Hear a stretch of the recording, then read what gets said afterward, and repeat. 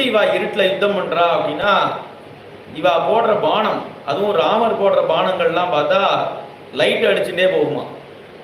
அந்த லைட் வெளிச்சத்துல இவ ஆளை பார்த்து யுத்தம் பண்றான். அவன் தெரியறான் பாரு, அவன் அடி அப்படிங்கிறான்.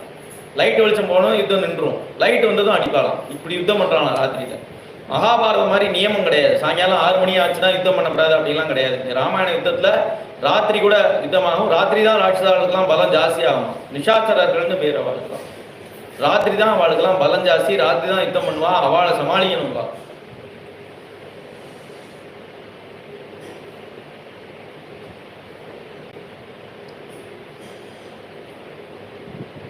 ஒவ்வொரு ராட்சனும் குரங்கே அப்படின்னு கூப்பிடுவானா. அது கூப்பிடுறத வச்சு யாருன்னு கண்டுபிடிச்சு அவனை மெனக்கிட்டு போய் அடிப்பானா. அங்க இருந்து இவன் இங்க இருக்கான் பாரு, இவன் சத்தம் கேட்கறது அப்படின்னு சத்தத்தை கேட்டும் அடிப்பாளாம். ஏன்னா லைட் வெளிச்சத்தையே எதிர்பார்த்துட்டு இருக்க முடியாது, அதனால சத்தம் இவ போடுற சத்தத்தையும் கேட்டு அடிப்பாளாம்.